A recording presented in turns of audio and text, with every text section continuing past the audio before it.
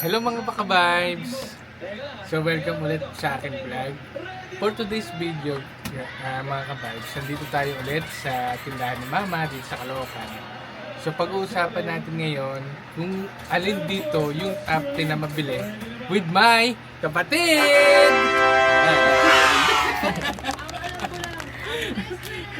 Kinakabahan ka ba? Hindi naman. So, ang pag-usapan natin, doon muna tayo sa sa 10 muna, bago sa pinakamabili talaga. So, sa top 10 tayo dyan. Ito yung lagi mo mabili. Tama ba? So, minsan ikaw nagbubukas. Hindi. Wala sila papa. Sila papa. So, ano oras ka rin kasi? Mga 9 or umaga. Hanggang pag wala kang pasok, Yung paso. maghapon pa. Okay. So, ikaw yung nagsasarap minsan, di ba? Sarap ka. Relax. Okay. Anyway, mga ka-vibes, siya pala yung gusto namin. Tinakapaw gusto namin. Sana hindi ba panood pa ni Ayan. So, kung ikaw tatanungin, pag ikaw nagbibenta, ano yung mga top 10? Yung top 10 muna tayo na mabili. Itong Yossi. Ang Yossi. Para sa iyo, ito yung 10. Ito maya eh, no? Pero sa bagay pa isa-isa lang. Umaga. Saan siya mabili? Sa gabi o umaga sa gabi? Umaga hanggang gabi. Lagi naman. Maya. Ngayon, para sa iyo, ano yung top 9 dito? Top 9 is ito. Mga gamis. Ito sa mga Paano? bata. Ito sa mga matatanda to. Okay. Lagi Oo. yung mabili. Pagkakain, ano? Ito. Ito, sa mga bata. Okay. Gummy Magkano nga ang ano to? Isa-isa. lang. Piso isa. Itong ano pala, itong pinakamahal dito is Marlboro. 10 piso. Tapos, para sa'yo, ang top 8 naman. Top 8 is mga ito, kape. Kape. Okay. Ano yan? Timpla o ano? Timpla, pero ano, bilpat. Mas mabili ba yung timpla kaysa yung bibili mo? Pabili mga timpla. Mga timpla. Tapos, top 7. Top 7 is ito, mga lighter. Yan. Mga mabili. Yan. Kasi, minsan, di ba may mga brownout din kasi. Lalo na yung bagyo, no? Mga ilaw. Okay. How about top 6? Top 6 is ito, Jerya. Okay.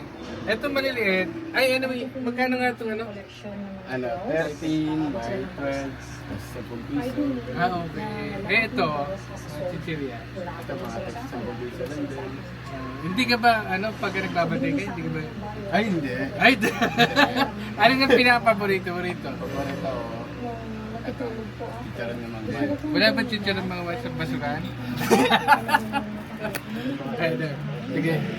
Ano yun? Stop mo na. Cash in? Cash out. Maligayang pagdating sa bahay ko. Okay. Okay na rin. So before tayo mag-proceed sa top 5, may gusto lang akong itanong kay Justin. Justin, may ganito nga. Pa-interview na Ano? yan. Meron na, Meron na daw. Okay. So para sa'yo, ano naman yung top 5 na mabili rito? top 5 is ito, mga pancit canton. Pang community kasi sa mga instant ulam kasi ito yung mga ganito yung madaling lutuin. Magkano naman yung ganito? Mga 18 yan. 18? Di ba may big pa nito? Wala na. Ito na isa sulat. Hmm. Masarap kasi ito ulamin. Lalo na Sarap yan. yung acme. Ganun. Paborito ko yan. Yung top 4 naman para sa'yo. Tapos yung ito, sabon. Mga sabon, mga kananayan. Mga kananayan. Ito yung mga gusto lang binibili. Tapos mga sunrocks, no? Bar, ganyan. Speaking of kukuha pala ako ng sabon. Okay. Okay. So magkano naman itong itong magdawag dito? Yan, tatluan. Ano yan? 25 pesos. Ba't may dalawahan ba? Wala. Saan? Ah, Ay, dalawahan. okay. Tatluan. So, top 3 tayo, top 3. Top 3 is shampoo. Mga shampoo. Okay. Ligo yung mga tao eh. Ito, madalas to, no? Araw-araw eh. 10 piso isa nito eh. Mga Rexona, gumagamit ka ba Rexona? Hindi ako doon lang. Ah, kaya pala. Ano yung malalaking sa akin? Ah, okay. Shampoo. Shampoo, close up. Hindi. Yan, bumibili ko yan. So, sa top 2 naman. Tapos, Oh. mga soft drinks. Asa? Ay, mga soft drinks. Oo. Lagi na bumibili niyan. Meron ka na ba naisip mga na top 1? Top 1. Teka muna, ano yung sa ano mo, yung mga soft drinks maliliit? Mga maliliit, may malalaki, mga 1.5. Ah, okay.